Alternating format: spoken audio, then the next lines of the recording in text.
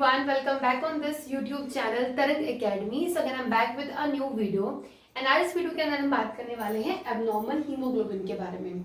इससे previous video में मैंने बताया था कि हीमोग्लोबिन क्या होता है, नॉर्मल हीमोग्लोबिन क्या होता है, क्या टाइप होते हैं उसके। तो हमने पढ़ा था कि ये दो तरीके का होता है, हीमोग्लोबिन के दो टाइप होते हैं, adult haemoglobin and foetal haemoglobin. तो अगर आपको इन सब के बारे में नहीं पता है so watch previous video.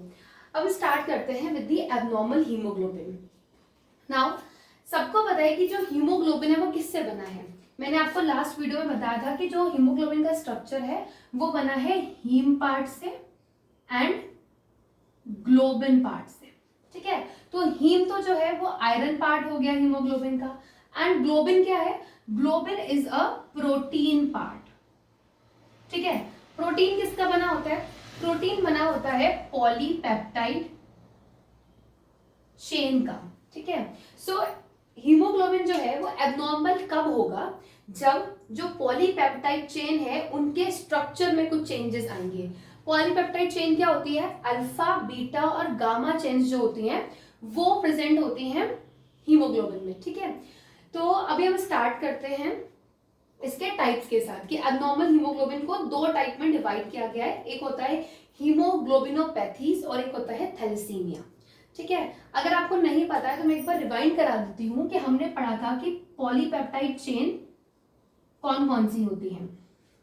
Adult haemoglobin जो होता है उसमें दो चेन होती हैं, अल्फा एंड बीटा चेन, और जो फीटल हीमोग्लोबिन होता है, जो फीटस का होता है, उसमें होती है अल्फा और गामा चेन। ठीक है, तो जैसे ही बच्चा जन्म लेता है इमीडिएटली आफ्टर बर्थ जो ये गामा चेन है ये बीटा चेन में कन्वर्ट होना, रिप्लेस होना स्टार्ट हो जाती है। ठीक है, जिसमें 10 से 12 वीक लगते हैं।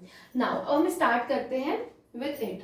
सबसे पहले हम बात करेंगे हीमोग्लोबिनोपैथीज के बारे में। अब पैथी है मतलब यहाँ पर आ गई पैथोलॉजी। तो ये जो हीमोग्लोबिन की जो पॉलीपेप्टाइड चेन है, जब उसमें कोई चेंजेस आते हैं, कोई स्ट्रक्चरल चेंजेस आते हैं तो हीमोग्लोबिन की पैथोलॉजी बनती है। All the disease in this section is genetic disorders. ये सारे के सारे कैसे हैं, जेनेटिक डिसऑर्डर है। इसमें सबसे पहले आता है HbS, हीमोग्लोबिन S। तो ये किसमें होता है, हीमोग्लोबिन S होता है सिकल सेल एनीमिया में। आपने नाम जरूर सुना होगा, आपने एनीमिया के टाइप पढ़े होंगे। तो क्या होता है कि इसमें जो हमारी आरबीसी होती है उनकी शेप कैसे हो जाती है, सिकल शेप हो जाती है। तो उनमें जो हीमोग्लोबिन कैसे मिलता है, HbS मिलता है, जिसमें अल्फा चेन जो है वो तो नॉर्मल होती है पर बीटा चेन एबनॉर्मल हो जाती है। तो हमेशा ध्यान रखना जो अल्फा चेन है वो सब में नॉर्मल ही है, बट जो बीटा चेन है वो ही एबनॉर्मल हो रही है। ठीक है, तो पहला हो गया, तो HbS में हो गया सिकल सेल एनीमिया। उसके बाद आता है HbC एंड HbE। तो इनमें क्या होता है, अगर हीमोग्लोबिन HbC एंड HbE है तो इसमें होगा हीमोलिटिक एनीमिया एंड स्प्लीनोमेगैली। स्प्लीनोमेगैली मतलब कि स्प्लीन का साइज बढ़ जाता है। यहाँ पर हुआ सिकल सेल एनीमिया, यहाँ पर हुआ हीमोलिटिक एनीमिया। ठीक है, इसके अंदर भी सेम चीज हो गई कि अल्फा चेन जो है वो तो नॉर्मल है पर बीटा चेन एबनॉर्मल है। तीसरा होता है HbM। HbM क्या इंडिकेट कर रहा है, M का मतलब हो गया मेथ हीमोग्लोबिन, मतलब इसके अंदर क्या होगा, मिथेन होगी। ठीक है, इसमें दोनों ही चेन जो है उनका स्ट्रक्चर चेंज होता है, इसमें अल्फा भी और इसमें बीटा भी दोनों। बट इन तीनों में क्या थी, इन तीनों में अल्फा तो नॉर्मल थी बट बीटा जो है वो एबनॉर्मल हो गई थी। तो HbM इज मेथ हीमोग्लोबिन, दोनों ही चेन इसमें स्ट्रक्चर चेंज हो जाते हैं।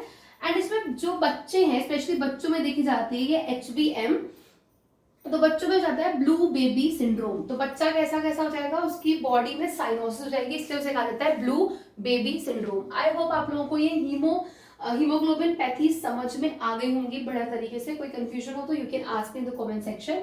अब हम आगे बढ़ते हैं, बात करेंगे थैलेसीमिया के बारे में। थैलेसीमिया का सबने सुना होगा। तो थैलेसीमिया ना तो दो टाइप का होता है, एक होता है अल्फा थैलेसीमिया, एक होता है बीटा थैलेसीमिया। अब अल्फा थैलेसीमिया में जो अल्फा चेन है या तो वो डिक्रीज हो जाएगी या वो होगी ही नहीं, एबनॉर्मल होगी। बीटा थैलेसीमिया में क्या होगा, जो बीटा चेन है उसमें स्ट्रक्चरल चेंजेस होंगे, वो कुछ डिफरेंट होगी। तो ये था basic abnormal haemoglobin. I hope इससे आपको काफी कुछ समझ में आया होगा कि हीमोग्लोबिन एबनॉर्मल होगा तो क्या क्या हो सकता है। ठीक है, अगर आपसे पूछा जाए कि सिकल सेल एनीमिया क्यों होता है तो आप जवाब देंगे हीमोग्लोबिन की प्रॉब्लम की वजह से। ठीक है, हीमोग्लोबिन एबनॉर्मल हो जाता है। क्या होता है हीमोग्लोबिन एबनॉर्मल में भी, जो हमारी बीटा चेन है वो एबनॉर्मल होती है। This is so important lecture. And guys, ये एक तरीके की सीरीज जिसका नाम है कमांड ऑन ह्यूमन सिस्टम, जिसमें मैं ट्राई कर रही हूँ कि मैं एक सिस्टम को लूं और उसमें आपको सब कुछ पढ़ा दूं। लाइक अभी चल रहा है ब्लड टॉपिक, तो अभी हम ब्लड की फिजियोलॉजी कंप्लीट करा रहे हैं। तो इसमें फिजियोलॉजिकल जितनी भी चीजें हैं वो सब मैं आपको समझा रही हूँ, पढ़ा रही हूँ धीरे करके। ये बहुत लंबी सीरीज चलने वाली है। So do subscribe this channel, क्योंकि कभी भी कोई भी वीडियो इस चैनल पे आपको बहुत हेल्प कर सकते हैं। उसके अलावा अगर आप होम्योपैथिक स्टूडेंट हैं तो you can subscribe my other YouTube channel. Description box check करना, आपको बहुत सारे लिंक्स मिलेंगे which are helpful for you all. Till then bye bye, take care, thank you so much.